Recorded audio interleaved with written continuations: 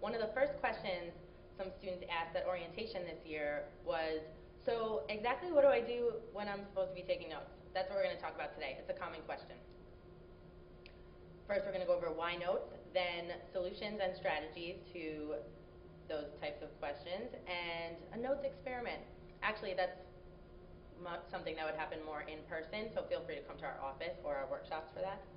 But why take notes? Okay, so one reason, writing equals remembering. So right there, you're saving time, study time later, by being in class and writing it down, and the act of it helps it sink into your brain more.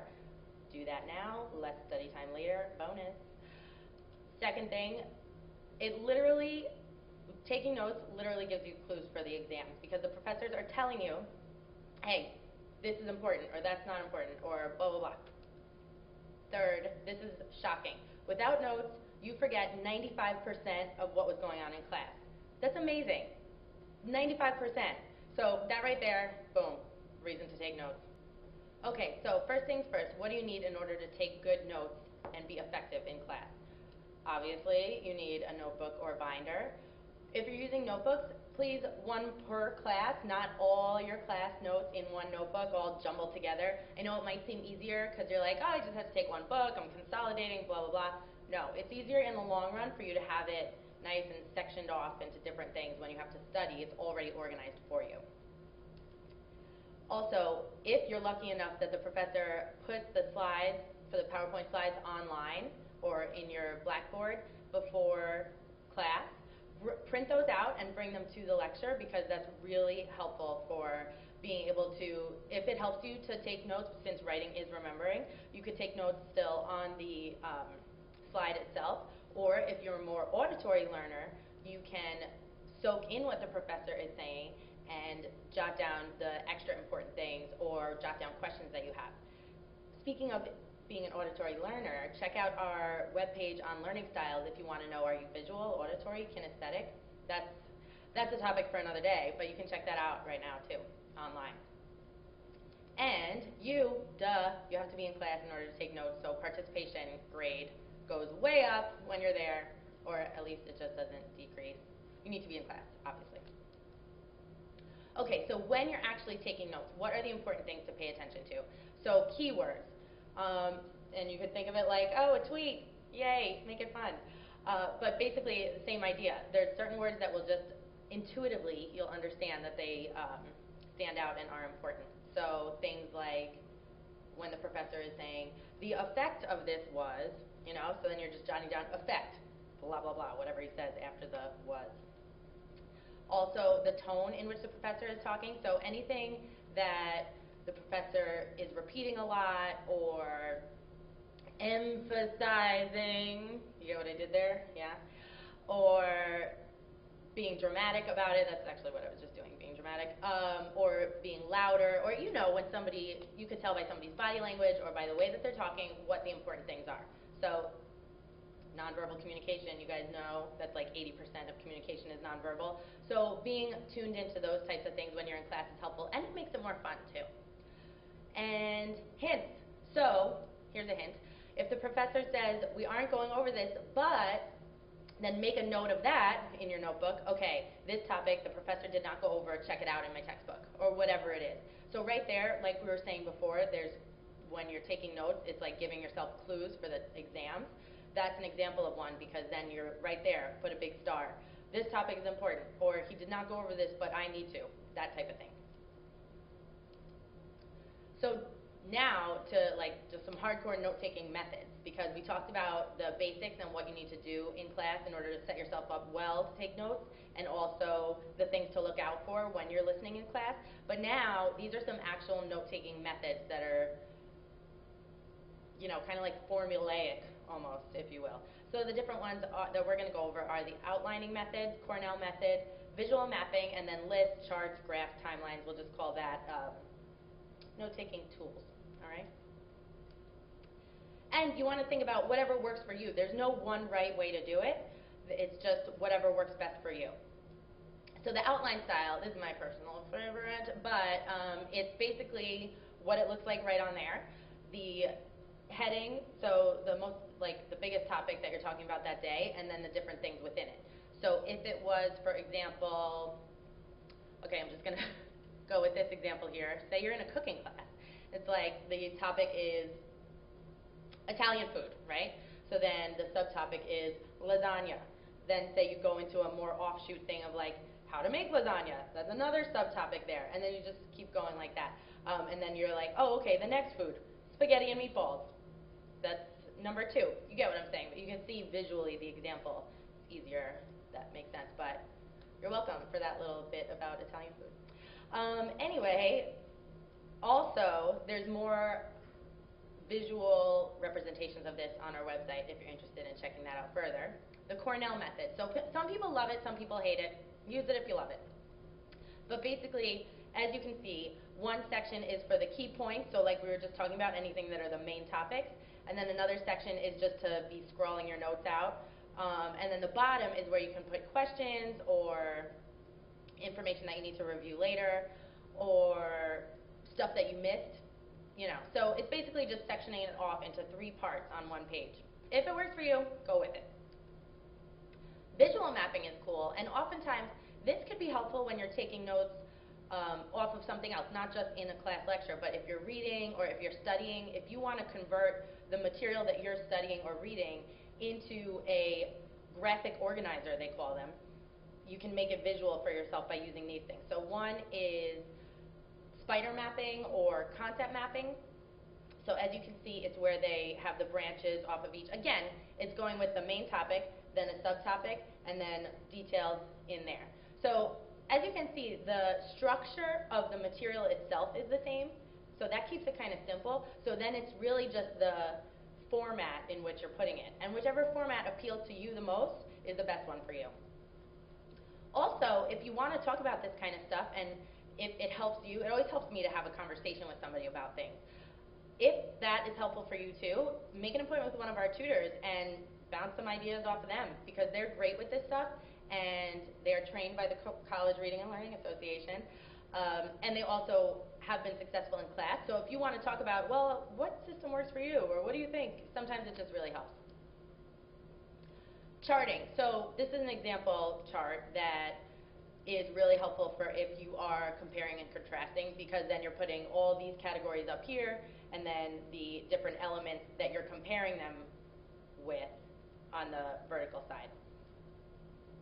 Example would be if you ever read magazines that have, oh, here's a great example. I think it's New York Magazine or the New Yorker, but in the back they have like this graph that's like highbrow and despicable, highbrow and we love it, and then lowbrow, despicable, lowbrow, we love it, something like that.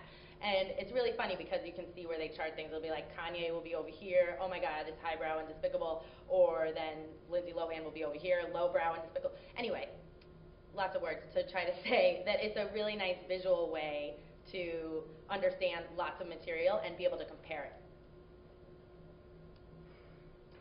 And then the different tools. So the timeline example on the bottom, just making sense of dates in that way.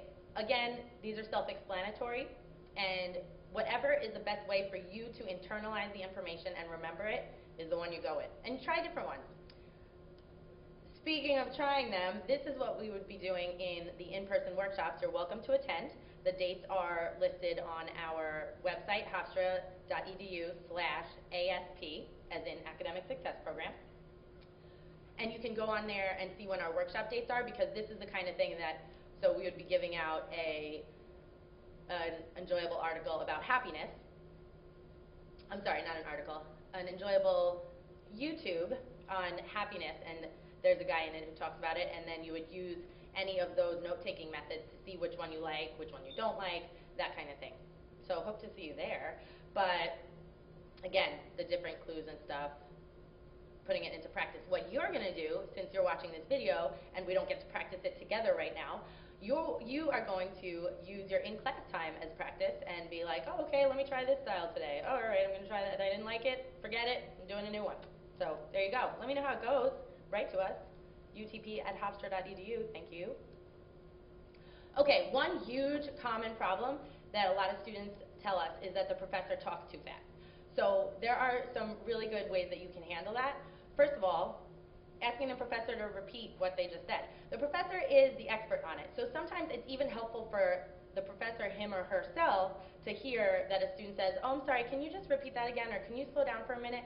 Because they know it like the back of their hands, to use a cliche.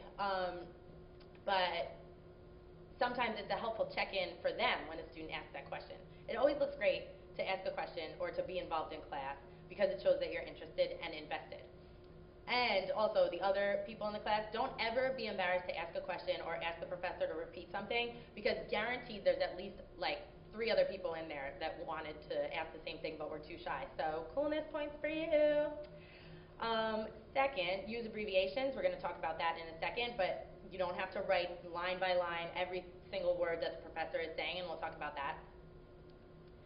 And then, if you are unclear on something, but the professor, like you didn't ask the professor to slow down, or it's just not possible in that moment, leave a gap and keep it moving. Just keep going with it, because you don't want to miss the whole rest of it because you're like sitting wondering about this one spot. You could just leave it blank, put a big question mark, and you'll know to come back to it later. So, speaking about the abbreviation, do-it-yourself codes. Basically, something that's helpful when you're annotating, so with reading strategies, but also when you're note-taking, is instead of writing out a whole sentence like, this part is very important for the test or whatever, just put a humongous star, circle it, exclamation points, whatever you want to put, make it yours, and that way you know to look back at that later. So kind of common sense things, but things that we don't always use in class. Or, again, like I said, humongous question mark when you need to go back to something. And now, this is how the notes become effective in later studying better and having more time and feeling more confident for tests, because when you go through your notes, all you need to do is take 5 or 10 minutes to do it. It's not a huge amount of time. It's realistic. So you're using those 5 or 10 minutes, whether it's the beginning of class, when everybody's settling in, or maybe you have a routine time every day, like you get home from class, you put your stuff down, get settled, and then just take 5 or 10 minutes, have a cup of coffee, decaf if you're, not into the caffeine thing, that's cool, tea is great. So sit down, relax for 5 or 10 minutes, and just go through. And what you're going to do when you go through is fill in the gaps that you missed by either using the textbook, or if you can call a classmate, and fixing anything that's unreadable while it's still fresh in your brain. You want to go in and say, oh, what the heck was he talking about there? Oh, okay, I got it. And just clear it up while it's still in your mind, so that way you're not going through at the end of the semester and saying, what the heck was this? And then also jotting any questions that you have for the professor that you can ask in class the next day or in their office hours. Office hours, by the way, can be intimidating, but they shouldn't be, because your professors are there to help. We also have a part of the website that's on office hours, so feel free to go check that out. After you finish watching this one, please, thank you. But really though, with going over, the bonus part of that is every time you go through something again, that repetition is what gets it to sink in. And you taking those 5 or 10 minutes every other day when you have the class are really helpful for the long haul and the final. Okay, so today's takeaways are, let's think right now, I'm going to give you a second, what techniques are you going to take with you? Obviously you took notes while you were watching this, haha, get it, it's a note-taking workshop now. Okay, but so today's takeaways, what techniques are you going to use? Let's think of at least one right now that you're going to put in place for this week when you go into class to do note-taking. And remember, there's no right or wrong, it's whatever works for you. And if you come up with your own style that you find helpful, let us know about it. We'd love to hear about it, and possibly even feature you on our website if you're interested.